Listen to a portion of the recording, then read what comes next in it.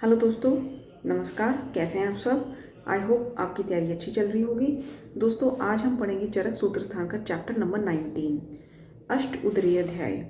इसमें इसको रोग संग्रह अध्याय भी कहते हैं क्योंकि इसमें रोगों के नाम, उनके भेद के बारे में बताया हुआ है। और एक चीज़ और मुझे आपको बतानी थी कि जो निदान स्थान है, निदान स्थान को व्याधि संग्रह स्थान भी मानते हैं और सिर्फ संग्रह स्थान नाम है सूत्र स्थान का। ठीक है, तो चलिए आगे बढ़ते हैं। जो सामान्य विकार होते हैं वो कितने हैं? 48। और काश्यप ने सामान्य विकार, सामान्य रोग जो हैं वो 50 माने हैं। 48 चरक के एंड 2 एक्स्ट्रा जो है वो है व्यथा और ग्रह। ठीक है, तो इस तरह से आचार्य काश्यप ने सामान्य रोग माने हैं 50।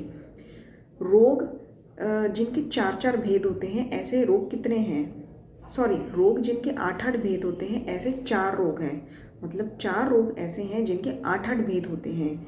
उदर रोग, शीर दोष, शुक्र दोष और मूत्राघात। ठीक है, उदर रोग के 8 भेद हैं, शीर दोष के भी 8 भेद, शुक्र दोष के भी 8 भेद और मूत्राघात रोग के भी 8 भेद। ठीक है, और जिस तरह से आचार्य चरक ने शुक्र दोष के 8 भेद बताए हैं, उसी तरह से आचार्य सुश्रुत ने शुक्र दोष के 11 भेद बताए हैं। और आर्तव दोष के आचार्य सुश्रुत ने 8 भेद बताए हैं। कुछ पॉइंट्स हैं जो कंपैरेटिव होते हैं, मैं आपको साथ के साथ ही बता देती हूँ ताकि आपको ये आगे जाके कन्फ्यूजन ना करें। ऐसे रोग जिनके 7 भेद होते हैं, पहले हमने 8 भेद वाले 4 रोग पढ़े, 7 भेद वाले 3 रोग होते हैं, कुष्ठ, प्रमेय पीड़िका और विसर्प। कुष्ठ, प्रमेय पीड़िका, विसर्प। ठीक है, तो कुष्ठ वैसे तो देखा जाए तो कुष्ठ जो है 7 प्रकार के भी होते हैं, असंख्य भी माने गए हैं, 18 प्रकार के माने गए हैं, लेकिन फर्स्ट चॉइस लगेगी 7। कुष्ठ के 7 भेद होते हैं जो कि आचार्य ने 19वें चैप्टर में अष्टोत्तरीय अध्याय में बताया है। 6 भेद वाले रोग कितने होते हैं? 2। ठीक है, उदावर्त और अतिसार, जिनके 6 भेद होते हैं। 5 भेद वाले 12 रोग होते हैं। ये मैं आपको एक बार पढ़ देती हूँ ताकि आपको थोड़ा रिमेंबर रहे कि 5 भेद वाले 12 रोग कौन कौन से होते हैं। गुल्म, हिक्का, प्लीहा, हृदय रोग। हमने पहले पढ़ा था कि हृदय रोग 5 होते हैं, शिर रोग भी 5 होते हैं, पांडु रोग, उन्माद, तृष्णा, छर्दी, कास, श्वास। ठीक है, जो रेस्पिरेटरी के हैं, कास, श्वास, तृष्णा है, छर्दी है, उसके बाद हिक्का है, शेरो रोग है, उन्माद है, गुल्म है, अरुचिका है और हृदय रोग है, तो ये पांडु है। तो ये सारे 5-5 भेद वाले हैं। और इसके बाद है कि 4 भेद वाले रोग कितने होते हैं? 4 भेद वाले रोग होते हैं 10। ठीक है, 10 जैसे कि ENT में नेत्र रोग, कर्ण रोग। इसके अलावा अपस्मार के 4 भेद होते हैं, प्रतिशय, मुख रोग, ग्रहणी, मदाते, शोष, नपुंसक और मूर्छा। और जैसे आचार्य चरक ने नपुंसक को, क्लैब्य और नपुंसक को एक ही माना है, बट आचार्य सुश्रुत ने इन दोनों को अलग अलग माना है। उन्होंने नपुंसकता के भेद बताए हैं 5 और क्लैब्य के भेद बताए हैं 6। ऐसे रोग कितने होते हैं जिनके भेद 3 होते हैं? ऐसे रोग 3 ही होते हैं जिनके भेद 3 हैं, किलास, शोथ और रक्तपित्त। 2 भेद वाले 8 रोग होते हैं।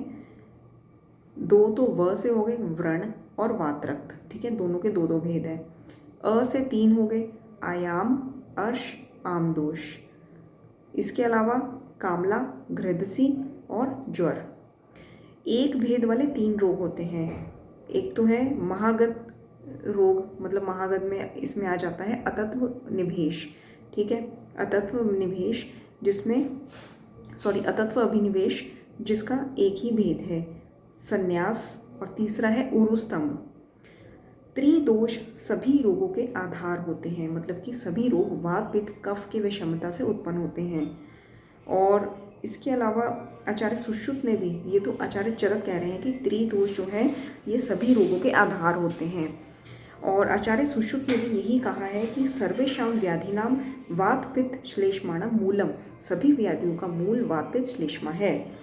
माधव निदान ने भी सेम बात कही है, सर्वेषामेव रोगाणाम निदानम कुपिता मला, मतलब कि सभी रोगों का जो निदान है वो कुपित मल बताया है उन्होंने, ये माधव निदान ने कहा है। और सेम श्लोक अष्टांग हृदय में निदान स्थान 1 नंबर अध्याय में कही गई है, सर्वेषामेव रोगाणाम निदानम कुपिता मला। ठीक है, और इसके अलावा एक और श्लोक आ जाता है, स्वधातु वैषम्ये निमित्तजा ये विकार संज्ञा बहव शरीरे नाते पृथक पित्त कफ अनिलेभ्य आगंतस्त्वेव ततो विशिष्टता।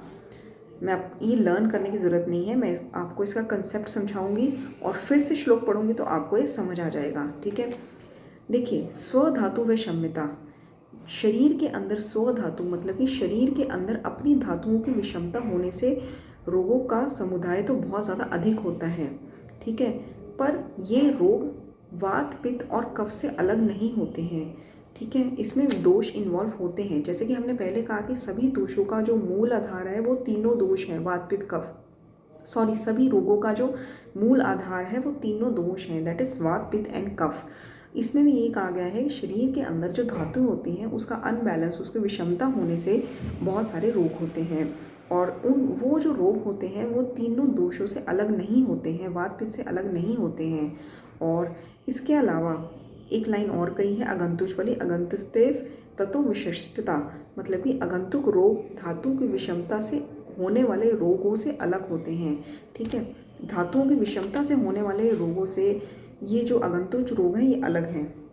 ठीक है, अगंतुज रोग जो होता है उसकी चिकित्सा ना करें तो वो निज में कन्वर्ट हो जाता है, निज रोग में कन्वर्ट होता है 7 दिन में, और इसी तरह से निज रोग भी अगंतुज में कन्वर्ट हो जाता है 7 डेज में। बस ये बताया है इस चैप्टर में। तो दोस्तों आई होप ये चैप्टर जो है सूत्र स्थान का सबसे छोटा चैप्टर है, आई होप आपको ये यूज़फुल लगा हो।